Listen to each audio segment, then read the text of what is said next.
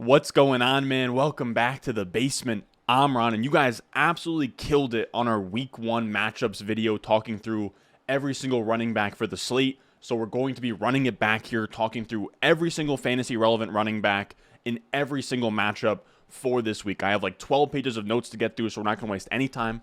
If this video helps you with your start-sit decisions, if you enjoy the video at any point, make sure you get down below, subscribe, leave a like. Let's go.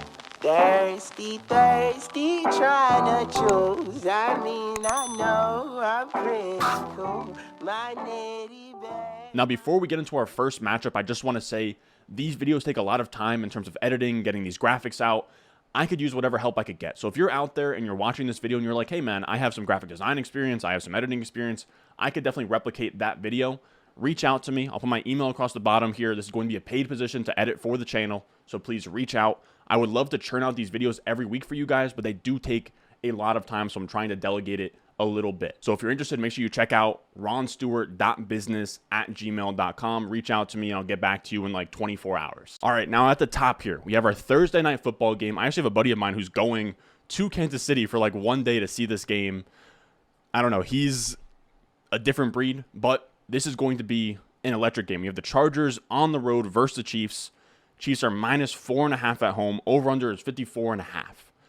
That is the highest over-under that we've seen this season. Last week it was the Chargers. It was the Chiefs versus Cardinals game. That was 53.5, the over-under. This one is 54.5. This is a glorious fantasy matchup. We have a projected shootout with the highest over-under of the week. There's going to be a lot of points. We had the Chiefs put up 44 last week. And in Justin Herbert's previous 3 games versus the Chiefs, we have a 34-28 game, 30-24 game, a 38-21 game. So we're going to have a wild shootout, lots of scoring going on here. I don't want to put this out into the air and jinx this game, but this has the making or the potential of almost replicating that Chiefs versus Rams Thursday night football game where there was like 100+ points scored on that night. It'll be a long shot for it to be as iconic, but I would love for it to be. Now, these are both two teams that were top 6 in neutral pace last season. There's going to be lots of plays, lots of scoring. We want to start all of these guys in fantasy. Now, before we break down the running backs, I also want to say that for this video, we're going to break up running backs into starts, sits, and RB2 streamers. Now, if you've watched the channel, you probably have a hero RB team or a 0 RB team where you punted RB2. And in that case, you can start a running back who's more like a low-end flex RB3 type. So I want to highlight those guys instead of calling RB3s sits. I want to call them RB2 streamers because they are startable in those builds. Now, obviously, Austin Ekeler is not an RB2 streamer. I'll have him as a start this week in a neutral matchup versus what I would call a fine Kansas City run defense. Now, last week, Ekeler had a disappointing game, right? He only had 11.2 points as the RB26 on the week.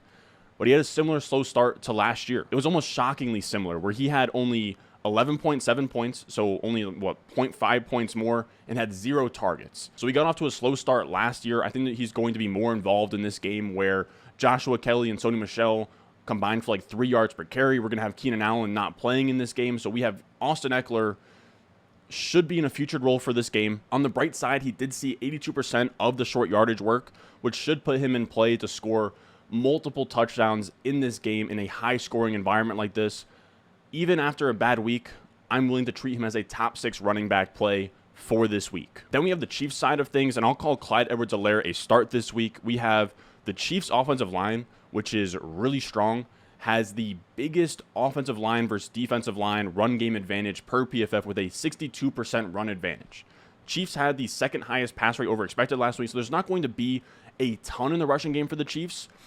But CEH is a fringe RB2 this week just based off of the game environment alone, where he was the only Kansas City running back last week to have a red zone touch until the 4th quarter. And if we're going to be in a game here with a 54.5 over-under, Clyde Edwards-Helaire is in play to score multiple touchdowns again. Now, in terms of these other Chiefs running backs, I'm not really trying to play Jerick McKinnon or Isaiah Pacheco. I had them both as sits. Until this becomes a 2-man committee, Clyde Edwards-Helaire is the only startable fantasy running back in this backfield, which then brings us to the Sunday games, and we have the Dolphins at the Ravens. The Ravens are -3.5 point favorites at home, 44.5 over under. Now, the Ravens turned in a top 10 neutral pace last week after being 26 last year. I think we see them revert back to the mean, and we see both teams have sort of a slow tempo here, but I do think it's going to be a pass-happy environment where both teams were top 6 in pass rate over expected, especially if Dobbins isn't going to be a featured runner. Now, he did put in a full participation at practice today, so maybe they feature him, but with Kenyon Drake in the run game, they couldn't really get anything going last week, and they were passing the ball at a high rate against the Jets. So we'll see how things shake out. These are going to be teams that want to control the ball, but also lean towards the pass. So it's a little bit weird in terms of, game script or whatever, but it should be a fairly neutral game script. I also think that a 44.5 over-under is a little bit low here. I think this should probably be somewhere in the 46 to 48 range. I think both teams are going to be able to rip off big plays, score a little bit here and there. Neither defense is over the top crazy. So I do like the environment just for offense in general, despite having a lower over-under. Now, when we talk about the Dolphins running backs, we have Chase Edmonds here, who finished with only 10.5 points last week. But the usage he had was great. He ended up being the lead back with a 63% snap share, so it's like a 60-40 split between him and Raheem Mostert. He handled over 50% of the rush attempts, and he posted a 13% target share as pretty much the main all-purpose back that has all of the passing down stuff on lock. So I think he's just a nice PPR-friendly, mid-range, fringe-ish RB2 in a neutral matchup against the Ravens. Then I also included Raheem Mostert, who I guess is fantasy relevant at this point. I would have him in like the RB 40-ish area. So he'll be a sit for me, but he is the 1B here in a 60-40 split. He should see, 8 to 10 touches. He's a sit for me, but if you're in a desperation spot and you're really down bad, I don't think he's an awful flyer. See if he gets, 9 carries for like 60 yards and a touchdown, which then brings us to the Ravens side of the ball. And Dobbins is a really tough one. I'm going to sit right now. We have 2 conflicting reports from earlier today, where first we saw in the early morning, J.K. Dobbins had some kind of like interview the night before, and he talked about it wasn't just a regular ACL. He pretty much talked about the fact that it wasn't just an ACL tear, it was an LCL tear, it was a hamstring tear, a meniscus tear. It was brutal. But as we said earlier, he got a full participation in practice today. So it seems like he's on track to play on Sunday. I don't know how much he's going to play, what kind of snap count he'll be on. For me, if you can afford to, I would like to sit him until we see him, come into a game active and take on double-digit touches, right? He could be active on Sunday and see like 6 to 7 touches. Maybe he sneaks in a touchdown, but that's not a game you want to play if you don't have to. Now, we'll also talk about Kenyon Drake here, who didn't do much last week as the featured runner, where he only had 5.6 points, but he did handle 60% of the snaps. He handled all the red zone touches. He saw 12 out of 18 of the total running back touches. So he's interesting.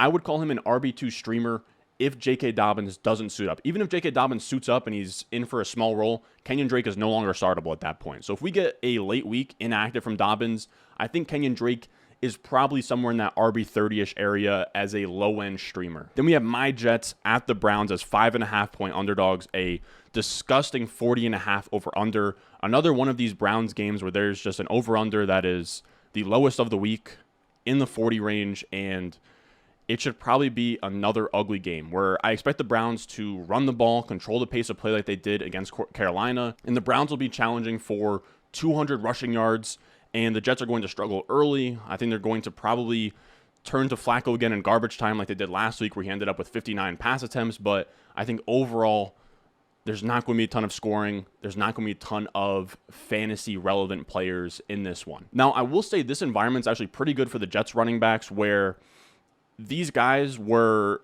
among the Jets' leaders in targets last year, where Michael Carter had, I want to say, like 8 or 9 targets, and Breece Hall led all running backs in targets. And as long as Flacco's the quarterback, that should continue. He's going to have those low A-dot throws, just target the running backs all day.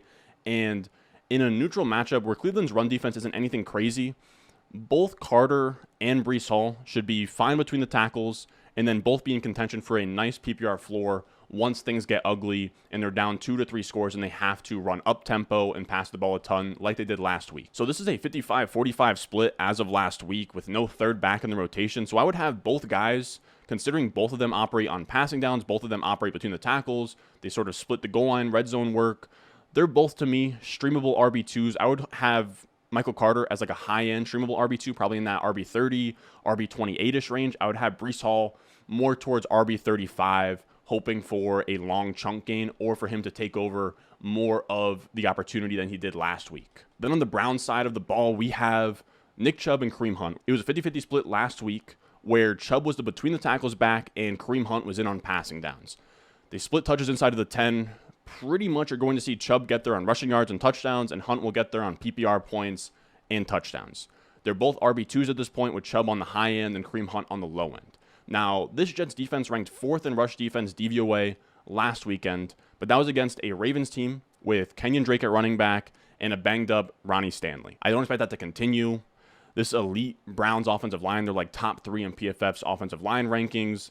They're going to be out there. They're going to challenge for 200 rushing yards on Sunday in a positive game script against the Jets. Both backs, Nick Chubb and Kareem Hunt, are startable RB2s for me. Then we have Washington at the Lions. The Lions are minus 1.5 point favorites at home here, and there's actually a really high over-under of 49.5. And my gut is telling me that this should be an ugly game between two bad teams, but that 49.5 over-under is so high that I think you just have to sort of trust Vegas here. These are teams with top 7 offensive lines, and they're playing at the Lions' place in a dome that just hosted a 70-plus point shootout. Both of these teams last week put up 28 or more points. They were both top 12 at neutral pace. Surprisingly, I actually think that this is going to be a high-scoring game, just given the fact that neither of these defenses are super elite, and both of these offenses are sneaky with good offensive lines in an environment like a dome. We could see this shootout for sure. When we talk about the Washington backfield, we have Gibson and McKissick, which were a 60-40 split last week. And Gibson looked great. He had over a 20% target share. He had a great play downfield as a receiver. He has an upside to earn even more of that receiving workload. Now, I will say, J.D. McKissick still operated 100% of the 2-minute drill and the long down and distance stuff. I will also say, all of the data for long down and distance, 2-minute drill stuff is all from PFF by Dwayne McFarland. He does a great utilization report on PFF. I believe that he moved to My Fantasy Life, but he does amazing work. He sifts through all the data, pumps out his utilization report. It is really, really solid. Now, when we talk about Gibson here, he had none of the passing down work, but he still had a 20% target share. He dropped 20 points last week, and he had the 1 red zone touch among running backs. So until Brian Robinson's back, Gibson's an RB2 until further notice. He's in a great matchup versus a Lions team that just ranked bottom 10 in rush defensive DVOA and allowed the 4th most fantasy points to opposing running backs last week. Then we have J.D. McKissick, who I'll have as a sit here. Again, he's the passing down back, and the issue is that you need the game script for that situation. And the issue is that in this game, as 1.5 point dogs, you're probably not going to get a ton of garbage, up-tempo, come-from-behind type football from Washington. So until Washington are like 5 point or worse dogs, I think McKissick is a sit. Which takes us to the Lions running backs, and we have DeAndre Swift up top, who looked great in a 65-35 snap split with Jamal Williams. He saw over half of the rush attempts along with all of the passing down work. He looked great as a rusher, which was one of our biggest concerns in the offseason, where is he just a passing game specialist? Is he not ever going to challenge for 800 to 1,000 rushing yards? I'm not going to say he put those concerns to bed, but he had like 140-plus rushing yards. He was the highest-graded PFF rusher, so there's a lot of promise there.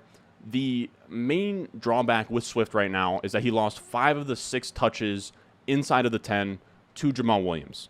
But if we look back to last year, they split red zone touches about 50-50. I believe that that will get back to that place as we go on in the season. So I think that his red zone role isn't like in jeopardy or in question at this point. He has a really valuable role. He should see half of the red zone touches, and that's a really strong role here. He's also going to have a field day in an up-tempo, point-friendly game script against the second worst rush DVOA defense from last weekend, and that was only against James Robinson and Travis Etienne. So Swift to me is a very easy top 10 RB1 locked in. Then I'd call Jamal Williams a sit here. He just feels like a desperate RB4 play, sort of similar to J.D. McKissick, sort of similar to Raheem Mostert. I think he's going to get 8 to 12 touches. He'll get his goal line work, but he's a touchdown-dependent RB4 that I would only put in my lineup if I absolutely had to. Next, we have the Colts as minus 4.5 point favorites on the road in Jacksonville with a 46.5 point over-under, which is sneaky high for a game like this. Now, I think the reason why it's sneaky high is the Jaguars' offense looked much better than the team that was 32nd in points scored last year, where they were 12th in offensive DVOA, 14th in pass rate over expectation, and 7th in neutral pace. So they're running this up-tempo offense, not really trying to establish the run too much, letting Trevor Lawrence actually throw the ball. We'll see if this sort of sticks throughout a full season, but it's promising early on that at the very least this offense won't be anemic. On the other side of the ball, I think Indiana is going to control the tempo, run the ball, and that's going to keep this over-under in probably a normal 45, 46, 47 range. And if Jacksonville gets down early to that kind of game, they're going to run an up-tempo offense, try and score late. Garbage time will ensue in this game. Now, when we talk about the Colts running backs, obviously Jonathan Taylor's a start. Now, we can talk a little bit about Jonathan Taylor here, where he surprisingly matched Nyheim Hines' 13% target share. He split the passing down work with him pretty much down the middle, which makes him game script proof, and it raises his ceiling. He's in play to have a bunch of targets this year.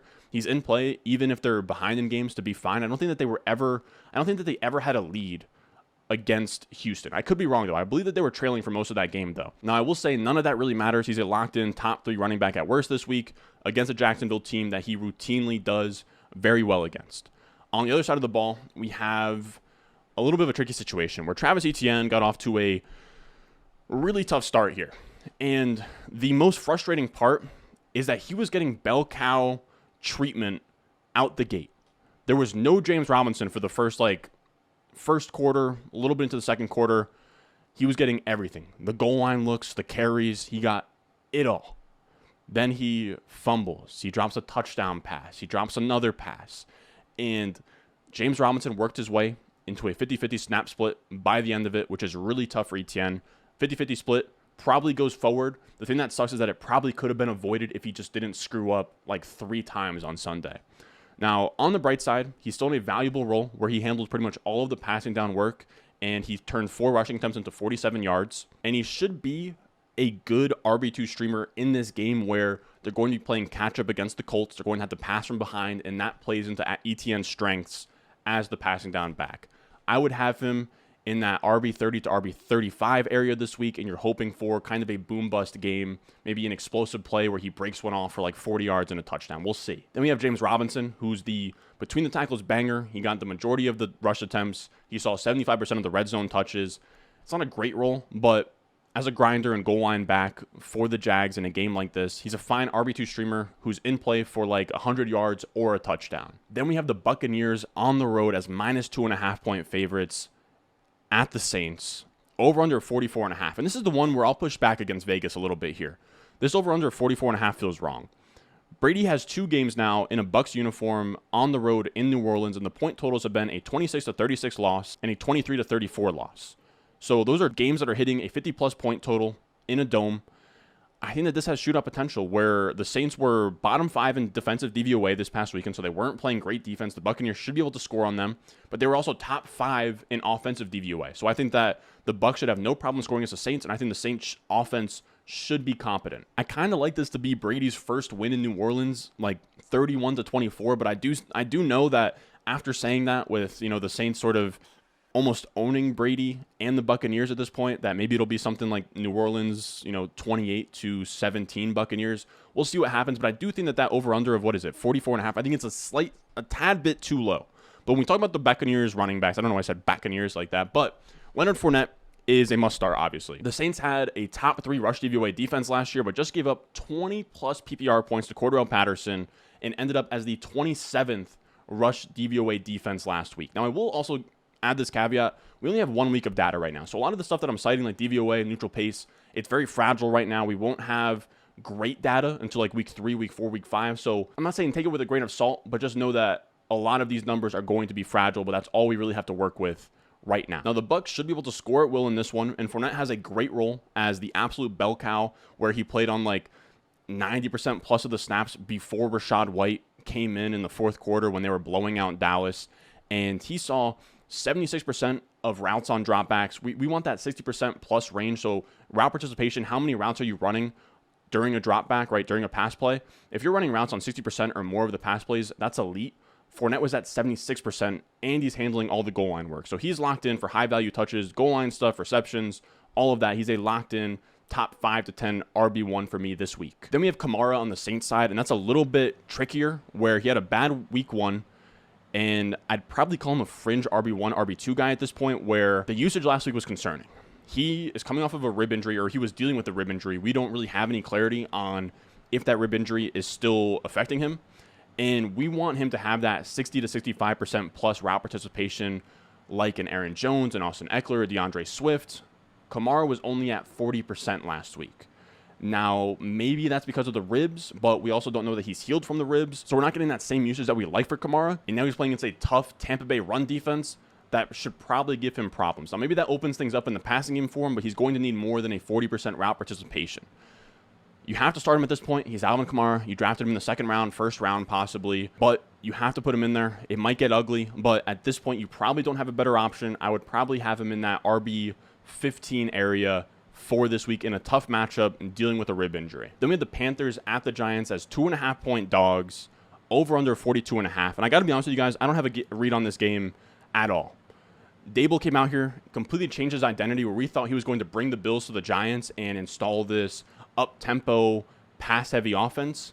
But I almost give props to Dable, where he came into this team, or came into this offense, and instead of forcing a Bills scheme onto them, he just sort of made a scheme around those strengths, which the strengths on this team on offense is Saquon Barkley. So they ended up 30th in pass rate and 31st in neutral pace. So they're going to lean on Saquon in this game as well against a Carolina team that allowed a combined 35.8 PPR points to Nick Chubb and Kareem Hunt. So I don't know how this game's going to look scoring-wise, game script-wise, but I know Saquon Barkley is going to be the heart and soul of this Giants offense until further notice. So for that reason, I have him as a top 3 running back after torching the Titans for 30-plus points last week. Then we have McCaffrey on the other side, and of course, he's a start as well. So it doesn't really matter if I have a good read on this game. Regardless, both of these running backs are locked-in studs. Yes, McCaffrey had a disappointing 15-point week, but he's still a top 5 must-start after having his usual 80% plus snap share running a route on 72% of plays last week. Then we have the Patriots on the road as minus 1.5-point favorites at the Steelers. And this is going to be an ugly game. These are teams that were both bottom 7 in neutral pace last week. They were both 23rd or worse in offensive DVOA. And the Steelers defense is looking elite as well, where we had Minkah Fitzpatrick making plays everywhere on Sunday. So this is going to be pretty rough for fantasy, but I will say when we talk about the Patriots running backs, there's a little bit of a reason for optimism where Ty Montgomery is now on IR. And the reason that this backfield was so ugly last week is because neither Damian Harris or Ramondre Stevenson cracked 10 carries because it was a 3-way committee. Now Ty Montgomery's gone, but I'm not going to say that we can jump to the conclusion that this is going to be a 2-headed committee and maybe Ramondre and Damian Harris, one of them absorbs the Ty Montgomery/James White role. There is an outside chance that they call up Pierre Strong or they call up like a J.J. Taylor and he takes on that role. So it's not 100% set in stone that these running backs got an upgrade, but I'm willing to at least make them both RB2 streamers this week in what should be a spot where Bill Belichick wants to get them more involved.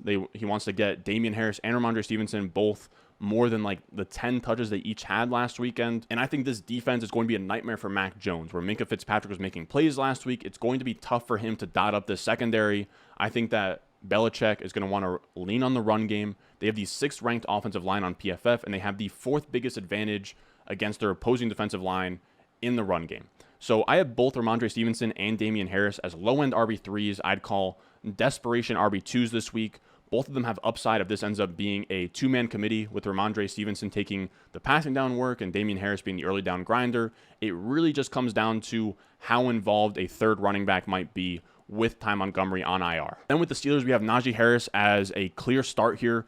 It really just comes down to his Liz Frank injury, where he had a Liz Frank injury in the summer. He comes into preseason, sort of like re-injures it again, comes into week 1, re-injures it there. He is a very high-risk start, but if you have Najee Harris, I doubt you have a better option. I have to sort of look into my rankings. I'll have him as a high-end RB2. You might be able to make the case that let's say you have like a Darrell Henderson to play Darrell Henderson over Najee Harris, but there's a very short list of players I would be willing to start over Najee Harris. I think he's still a start as like a firm RB2, but he is pretty risky. If you have better options, possibly look into them. Which brings us to the 4 p.m. games. We have the Falcons at the Rams. The Rams are minus 10.5-point favorites at home with a 47.5 over-under. And pretty much what Vegas is telling us here is that after getting embarrassed on Thursday Night Football, the Rams have had extra time to prepare for what's going to be a layup matchup versus the Falcons at home. The Rams should score early, then chew the clock with Henderson late, and just absolutely kill the Falcons by what Vegas is projecting to be double-digit points. Now, on the other side, this is going to be a tough matchup for the Falcons, who played a great game versus Saints, allowing 0 sacks on the day. But now they get a Rams defense, which poses the biggest defensive line versus offensive line mismatch in the pass game. I think it's going to be rough. I think the Falcons are going to go down 2 scores, 3 scores early, and then they're going to struggle to get themselves out of that hole with all of the pass rushing pressure they're going to have You know, I think they're going to have a hard time beating the secondary as well, with Jalen Ramsey likely locking up either Kyle Pitts or Drake London. It's probably going to be ugly. I could see this being like 31-10, Rams win, never really in question. So when we talk about the Falcons running backs, it's not a great environment, but the good thing about Cordarrelle Patterson is he's pretty much matchup proof, where he saw 20 carries last week. He's not going to see another 20-plus carry game, especially because I believe that Damian Williams, if he's not healthy, then I think Tyler Algier will be active. And if Damian Williams is healthy, he will be active. So he's not going to have that same between the tackles workload, but in game script like this, he should be involved in the passing game. And just off of that alone, of having like 12-plus touches in the passing game, he's a fringe RB2 for me. I would have him as a start in that RB 23 to 26 range. Now, I'll also bring up Damian Williams here, who I'll have as a sit. He's a nice stash for now, where he had an injury last week, but he ended up playing 7 of the first 10 snaps on offense, which is a strong signal that he'll eventually be featured. The issue is that he has an injury going on. I kind of want to wait to see him log, 8 to 10 touches before he goes in a hero RB or a zero RB lineup. Then with the Rams RBs, we have Darrell Henderson, who is now firmly the RB1 on this team, where he had an elite 80% plus snap share. He had like 80% of the rush attempts. He had it all. He had the passing down work. He is a high-end RB2 until further notice. He's a must-start in this game, which should be a blowout at home against what was the worst defense in rush DVOA over the weekend. Then we have Cam Akers, who's a sit, sadly. He saw under 20% of the snaps last week. He saw only 3 touches. If you have Cam Akers out there, I feel for you, but you cannot play him until that changes. Then we have the Seahawks on the road at the 49ers as 9.5-point underdogs with a 41.5 over-under. And that's really weird, where you almost rarely see a 41.5-point over-under with such a big spread like that. Essentially, they think the Seahawks are going to get crushed. This puts their team total at a 15.5 team total. Usually, even the bad ones are like 18, 17. This one is really bad. And I will say it's a little bit confusing after seeing Geno Smith have a convincing game over the Broncos, but I think that they're going to be trying to trap people a little bit with this line where, again, the Seahawks looked great on the road, or the Seahawks looked great at home with Geno Smith, beat the Broncos. This isn't the same thing. This is Geno Smith now on the road against a top 5 DVOA defense. I think that, the Geno, not the Geno experiment, but just kind of, the high that they're riding from that Monday night game probably comes crashing down here in an ugly way. Now, when we talk about Rashad Penny on the Seahawks, I have him as an RB2 streamer at best here. Again, they're 9.5-point underdogs, and the game script is going to be working against Penny, where if they're going to be down 2 scores all game long, it's going to be tough. I'll also say that the Seahawks were strangely 3rd in pass rate over expected last week. I don't think that holds, but it seems like they're more willing to lean into the pass this season. So I think they're going to pass a ton. They're going to pass a ton even if they don't want to pass a ton, just because they're going to be down double digits in this game. And the issue here for Penny is that he played on 0 of the 2-minute drill in the passing down snaps last week. So if things get ugly quick, he's going to get phased out of this game, struggle to see like 10, 12, 14 touches. And there, he'll kind of be touchdown dependent in a game where the Seahawks have one of the lowest team totals on the slate. So again, he's a low-end RB3 option for me this week. I would proceed with caution, but if you have to, I think that he is a low-end RB2 streamer. Now, on the 49ers side, we have Jeff Wilson, and this is a matchup of your dreams, essentially. 9.5-point favorites at home. They're going to run the ball all game. The issue is I see Debo and Trey Lance taking a huge chunk of those rush attempts, but I would call Jeff Wilson a startable running back this week in the RB30 area as an RB2 streaming option in a hero RB or zero RB build. Maybe he lets you down, but there's also a chance that he puts up, 15 to 20 points, and you got a smart start at running back for a week from your waiver wire ad. Next, we have the Bengals at the Cowboys as -7.5-point favorites. The over-under is 42.5. And I agree with Vegas here, where the Bengals should kill the Cowboys here. There's no Dak Prescott. The Cowboys defense didn't look great against Tampa Bay, and the Bengals defense looked amazing on Sunday. I know it was against Mitch Trubisky, but they still came out as the top-graded PFF defense. Now, it's not like Cooper Rush is better than Mitch Trubisky. I think that he is going to struggle as well in this game. I think it's going to get ugly for the Cowboys side of the ball. Now, when we talk about the Bengals running backs, we have just Joe Mixon here, and he looked great last week. He had a ton of volume, like over 30 touches. I will say that it was an overtime game, so things are a little bit inflated there, but he still did get to over 20 points despite never even needing a touchdown. Now, I would call Dallas neutral against the run, but he's going to be in a good environment as 7.5-point favorites. He's an easy RB1 this week as someone that should take a ton of touches when the Bengals are up in this game. Now, the Cowboys side is much trickier because we really don't know what this offense is going to look like without Dak. Now, this is a great tweet from Jared Smola where he shows that the Cowboys remain pass heavy even with Cooper Rush last year, where they had a 59% situation neutral pass rate, which is higher than what they had on the entire season. So maybe they come out here and get the ball out of Cooper Rush's hands and throw the ball a ton. There's also a chance that they come out here and try and feed Pollard and Zeke between the tackles. We really don't know. I would lean that they want to go more pass heavy, especially in a game that they're 7.5-point underdogs in. We'll truly see. When we talk about Zeke, I'll have him as an RB2 streamer here, where simply he ran more routes than Pollard last week. He's the guy between the tackles. He's most likely the guy on the goal line. So for that reason, he's an RB2 streamer, but it's not pretty. And then we have Pollard, and it sucks. Zeke ran more routes than Pollard last week, and it sucks. Again, we want that 60% plus route participation for that elite Kamara-type workload that we wanted for Pollard. He ended up at 34%. So he doesn't have the role yet. The offense now sucks. He's a sit for me until further notice. Then we have the Broncos at home against the Texans as minus 9.5-point favorites. The over-under is 45.5.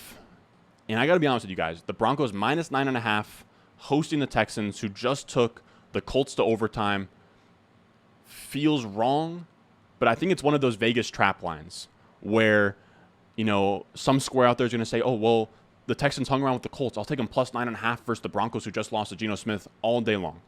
I'm going to trust Vegas here. I think that they're trying to tempt people with that line. I do think that the Broncos bounce back in a big way at home here, and I think they're going to take the lead early on, control the tempo with the Texans playing high-paced offense from behind in garbage time, probably ending up somewhere in the range of 28 to like 14, something in that area. So when we talk about the fantasy running backs in this game, we have the Texans, where Rex Burkhead, I would call him an RB2 streamer, where this is a type of game script that favors him heavily, where he saw a 67% route participation, which is that elite number that we want. He also had a 70% snap share, and as 9.5-point dogs, it means when garbage time hits, Rex is going to be a nice PPR floor RB3, getting a ton of looks out of the backfield in the passing game. Now we also have Dameon Pierce, who is in an awful matchup this week. He's a between the tackles and short down and distance back in a game where they're not going to have a lead probably ever. So he's a sit for me. This isn't me writing off Dameon Pierce. Better days will be ahead, but I think you have to wait for him to earn this job from Rex Burkhead before you start him. Then on the Broncos side, this was a 60-40 snap split like we sort of expected, where Melvin Gordon was the early down grinder and Javonte was the passing down back, mixing in between the tackles, and they both split goal line work. I think this matchup is a smash spot for both backs as 9.5-point favorites at home versus a Texans team that is bottom 5 in PFF rush defense grade and allowed 177 rushing yards against the Colts last week. So they're both starts. I would have Javonte as a fringe RB1, and I would have Gordon as a fringe RB2. Next, we have the Cardinals at the Raiders as 5.5-point underdogs on the road, 51.5-point over-under. Now, it's tough to take much away from the game last week about the Cardinals, where they got outplayed from the start by the Chiefs, and you can't really take away any of their tendency stuff, any of their pace stuff, because all of it was skewed from just a really weird game for them. I do think that even though they're a 5.5-point favorite and Vegas seems to think that they are not as good as advertised, I think they're going to bounce back here, make this at least a competitive game where there's not a blowout in the fourth quarter, and this should be a 51.5-point over-under that stays alive for the entire game. So I think there's going to be a fantasy-friendly environment because of the over-under. The Raiders were top 10 in neutral pace under Josh McDaniels this past weekend, with a pass rate over expected also in the top 10. The Cardinals were 7th in pace last year. I think they're going to have a lot of plays and a lot of points in this game. Now, for that reason, I'll have James Conner as a locked-in RB1 here. He saw 90% or more of the snaps until the game got out of hand last week. He's an RB1 on usage alone, but I would call this a neutral matchup versus the Raiders on the road. Then we have Josh Jacobs, who only had 8.3 points last week, but I think that the role that he had is pretty promising, where he saw 60% of the snaps, he saw 77% of the rushes, and he led all running backs in that backfield in route participation at 42%. Now, obviously, that's not the elite 60% number, but Jacobs ran more percent of his team's routes than Tony Pollard did. He's kind of involved in the passing game, not a ton, but he's involved enough that that's pretty interesting. And he also handled all of the touches among the running backs inside the 10. So I think there's going to be a better game script where they're 5.5-point favorites at home versus a Cardinals run defense that is bottom 5 in rush DVOA and fantasy points allowed. So just be on the lookout for Josh Jacobs. I have him as a start this week as like a back-end RB2, even though that he had a pretty underwhelming week 1. Then we have the Bears at the Packers. I believe that this is the Sunday night football game. The Packers are minus 9.5-point favorites at home, 42.5-point over-under. And Vegas has this as a bounce back spot for the Packers after losing in ugly fashion against the Vikings. Now, this feels very similar to when the Packers lost early to the Saints, right? They lost, I want to say it was like 30 something to 3. It was really bad. They come back home, play Detroit on a primetime game, I believe, and killed them. It was like 35 to 13 or something. I think that this line indicates to us that something similar will happen here, where the Packers at home will score at will, handle business, and we'll have both teams playing slow, controlling the tempo. It's not going to be great for fantasy, but I think at least for the Packer side of things, it will be, where they're going to score at will, they're going to be efficient on their touches. It's a little bit tougher on the Bears side of things. Where we talk about David Montgomery, I will say, as tough of it as it'll be in terms of scoring touchdowns, Montgomery's underlying usage is actually good for this game environment, where he got gypped out by Khalil Herbert on the goal line, ceded more touches than you'd like to Khalil Herbert as well, but he was still very firmly the passing down back. We had a 67% route participation, which is elite, and he had a 24% target share. Those are both really good numbers, so if they're going to be down all game and have to pass against Green Bay's defense, David Montgomery should see a nice PPR floor. I would have him as the fringiest of fringe RB2s as just barely a start this week. Then we have Aaron Jones, who I'll also have as a start this week. I think both Green Bay running backs are actually great starts. They're going to be at home, 9.5-point favorites. They should have no problem against a Bears defense that graded out as the worst rush defense per PFF last week and the second worst complete defense. It was a weird game in the rain last week, so feel free to take those rankings with a grain of salt, but I still hold strong that this will be, as we said in the offseason, a Ingram-Kamara type split, where yes, Jones ceded a ton of rushing work to A.J. Dillon. He ceded a goal line carry. He didn't score as much as him, but he still maintained an elite route participation of 65%. They didn't score a lot of points last week. If they come out and they score 20-plus points a week, both of these backs should be in that fringe RB1 territory for now. I have them both as starts in this game as firm RB2s. Then we have the Titans at the Bills. The Bills are minus 9.5-point favorites at home with an over-under of 49.5. Now, most of those points in that 49.5 will be for the Bills here, and this is going to be really tough for the Titans, where they're playing against the best defense in the NFL per DVOA. We saw them absolutely wreak havoc on the Rams, who are supposed to be a good defense.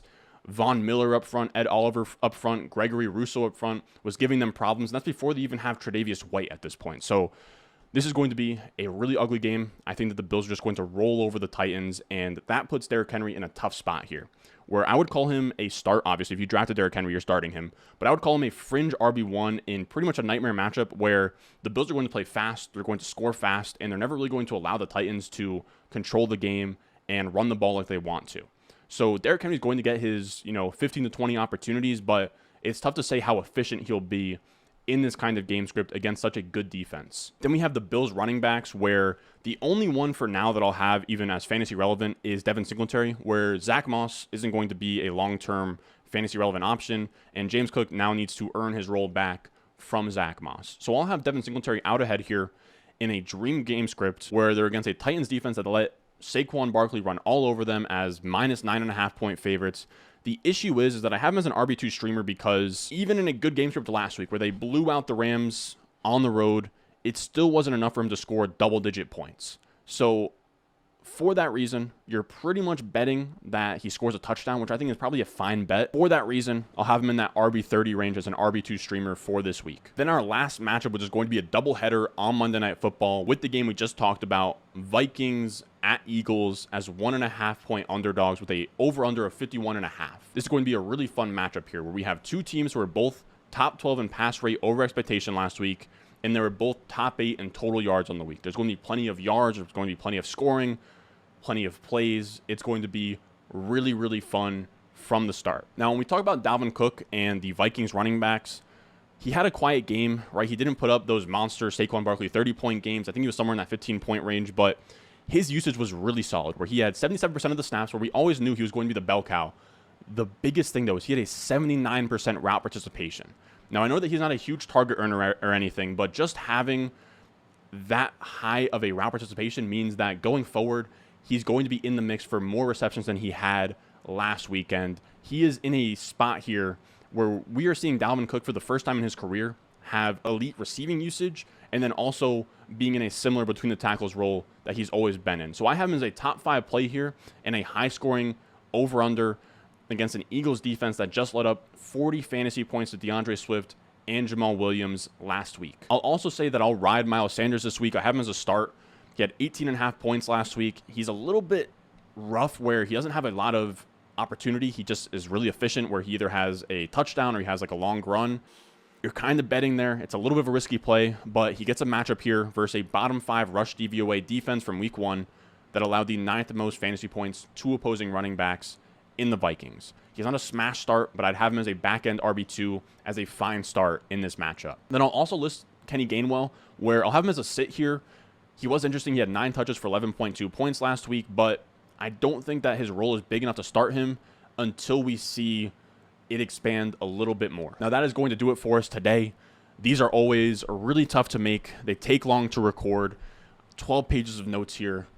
If you enjoyed, leave a like, subscribe, comment. It helps the boy out a ton in the algorithm. If these videos keep doing well and you guys keep loving them, I'll keep pushing them out, but they are a lot of work to record, to edit, to make. So I don't know. Keep that in mind. Now, we're going to come out here, do the same thing tomorrow for the wide receivers. So make sure you're subscribed. Make sure you have the post notifications on, all of that good stuff. We're coming out here, wide receivers, every fantasy relevant wide receiver, every single matchup. We'll go through more of the passing game stuff, more of the cornerback, wide receiver matchups, all really good stuff. So be on the lookout for that.